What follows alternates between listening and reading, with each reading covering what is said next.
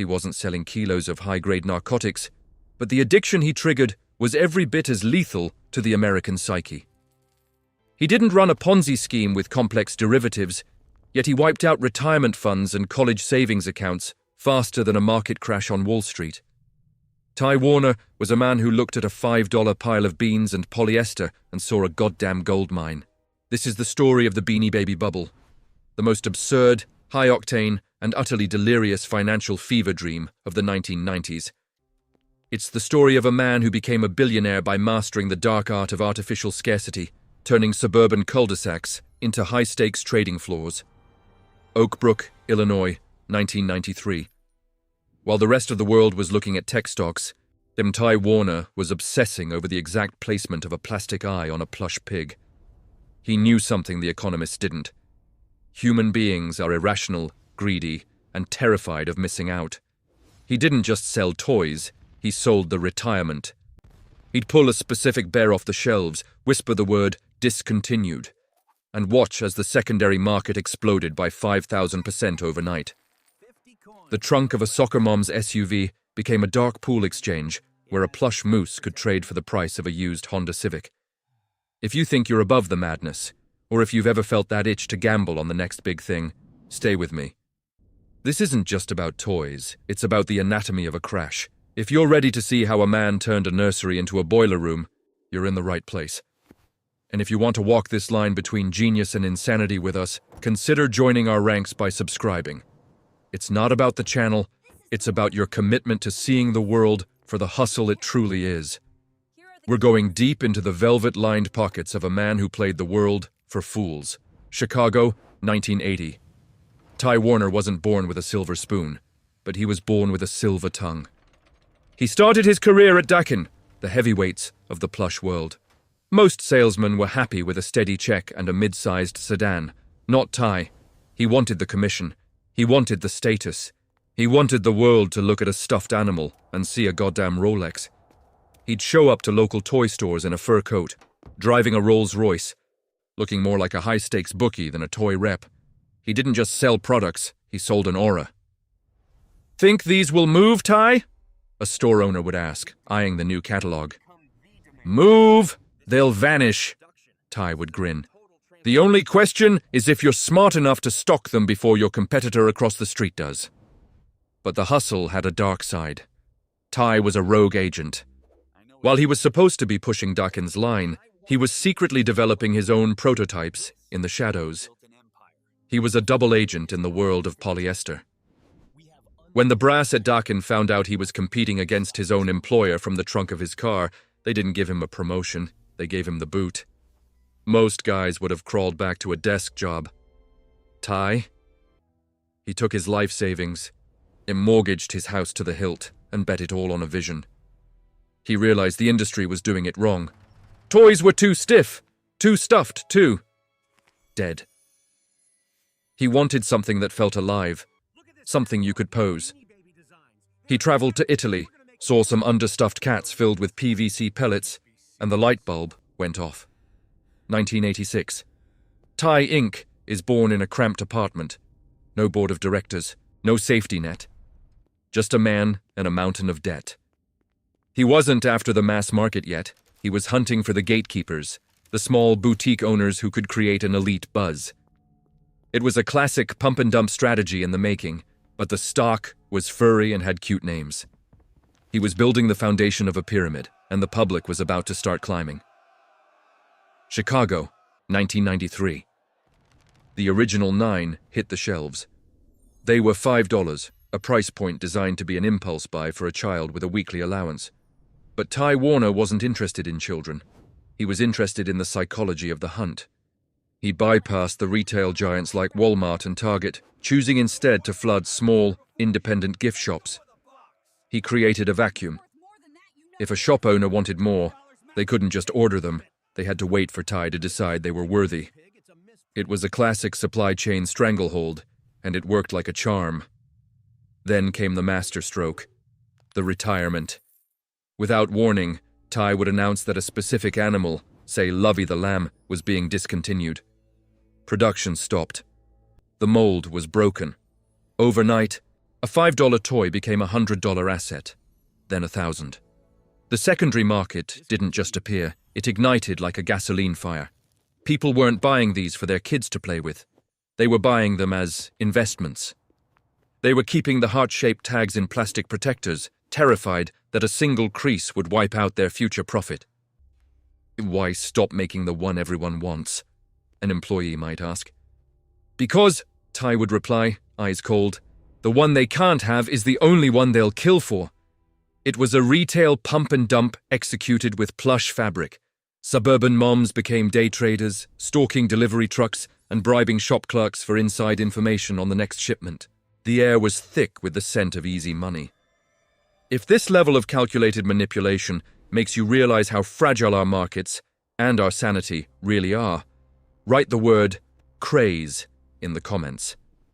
It's a reminder of how easily we're led when the promise of a sure thing is dangled in front of us. We were all just marks in Ty's long con, and the bubble was only beginning to inflate. 1996.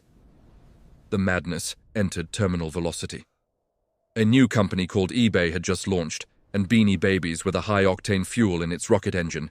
At one point, 10% of every single transaction on the site was a plush toy. 10%. People weren't trading stocks, they were trading Lefty the donkey and Libbit the frog as if they were blue-chip shares. Ty Warner was suddenly the king of a velvet empire, clearing more profit than Mattel and Hasbro combined, without spending a single cent on traditional advertising. He was a billionaire now, a ghost in the machine. He didn't do interviews, he didn't do press releases, he just sat in his fortress watching the numbers climb. He bought the Four Seasons in New York, the whole damn building, just because he could. He was obsessed with perfection, spending hours debating the exact shade of blue for a bear's ribbon, while the world outside was burning their life savings to buy his limited editions. The scenes were getting darker, more surreal. 1999, Las Vegas. A courtroom. A couple is getting a divorce, and they aren't fighting over the house or the custody of the kids. They are sitting on the cold floor under a judge's supervision, physically dividing a pile of Beanie Babies. One for you, one for me. Tens of thousands of dollars in polyester spread across the carpet. This wasn't a hobby anymore, it was a mass psychosis. Is it worth it? A reporter might have asked. It's worth whatever the next fool is willing to pay, the market answered. If you're watching this and realizing how easily a sure thing can turn into a collective hallucination, you've felt the pulse of the market. If this makes sense to you, write the word craze in the comments. It's the signal for those who know how the game is played before the music stops. Stay close. The air is about to get very thin at the top. 1999. Ty Warner was no longer just a man. He was a shadow deity of the Midwest. He lived in a world of private jets and white glove service, a billionaire recluse who spent his days obsessing over the thread count of hotel linens and his nights moving money across borders. He had more cash than he knew what to do with, so he started buying up prime real estate like he was playing a real-life game of Monopoly. He bought the Four Seasons in New York for a cool $275 million cash. He was the king of the world, but even kings get greedy. While the American public was busy hoarding Princess the Bear in hopes of funding their kids' Ivy League educations, Ty was playing a much more dangerous game. He wasn't just selling toys, he was hiding the loot. He opened a secret account with UBS in Switzerland. No name, just a number. He stashed over 100 million there, away from the prying eyes of the IRS and the SEC. It was the ultimate hustle, a massive tax evasion scheme built on the backs of suburban collectors. Is it safe? He might have asked his Swiss banker. In Switzerland. Your money doesn't have a face, Mr. Warner. It only has a vault. But the bubble was screaming for air. Ty, in his arrogance, tried to pull the ultimate retirement move. He announced that on December 31st, 1999, every single Beanie Baby would be discontinued, the end of an era. He expected a massive buying frenzy, a final surge to push his profits into the stratosphere. Instead, he triggered a stampede for the exits. The collectors looked at their piles of investments and realized everyone else had the same idea. The market didn't just dip, it evaporated. The secondary market collapsed overnight. $5,000 bears were suddenly being sold in bulk lots for $5 a pop. The music stopped, and millions of Americans were left holding the bag.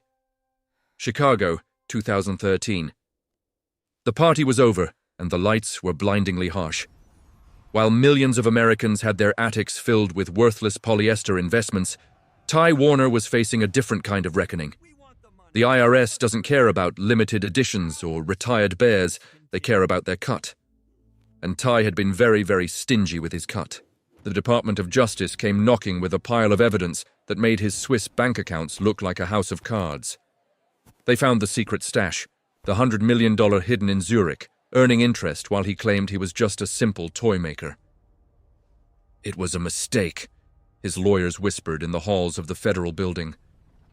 It was a felony, the prosecutors shouted back. The man who had convinced a nation that stuffed animals were a goldmine was now facing the possibility of a federal prison cell.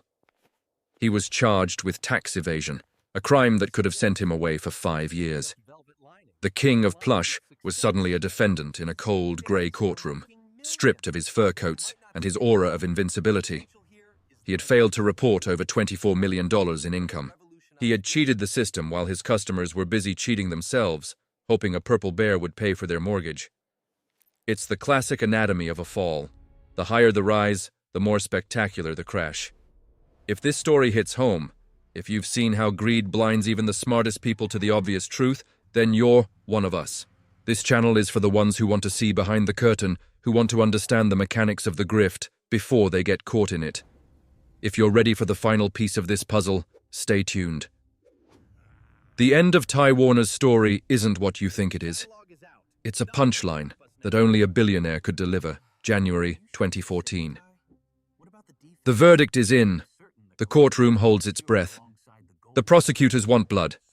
They want 5 years in a federal cell to show the world that billionaires can't hide behind Swiss bank accounts. But Ty Warner's lawyers have one final, masterfully crafted limited edition to sell. The Legend of Ty the Philanthropist. They talk about his quiet donations, his troubled childhood, and his indispensable role in the economy. The judge leans in and delivers the punchline. 2 years of probation, no jail time. Not a single day behind bars for a $100 million tax heist. The man who orchestrated a national fever dream was ordered to perform 500 hours of community service. Imagine the scene. One of the wealthiest men on the planet, a guy who owns the Four Seasons and a fleet of luxury cars, showing up at a Chicago high school to give back. He paid a $53 million fine, a staggering number to a normal human. But to Ty, it was just the cost of doing business, a commission fee for his freedom. Today, Ty Warner is still a billionaire, perched in his penthouses, far above the world he manipulated. And what about the marks? The suburban families who skipped mortgage payments to buy investments with plastic eyes. They have boxes in their attics. They have Valentino bears that aren't worth the cardboard they're stored in. They bought the hype. Ty bought the world. It was the cleanest pump and dump in history, executed with velvet and beans. Was it a scam, Ty? It was the market, and the market is never wrong. The bubble didn't burst for him, it just gave him more room to breathe. If you want to see how the next great financial hallucination is being built right under your nose, choose one of the videos on your screen. The names change, but the game is eternal. This is where you decide if you're the hunter or the plush toy.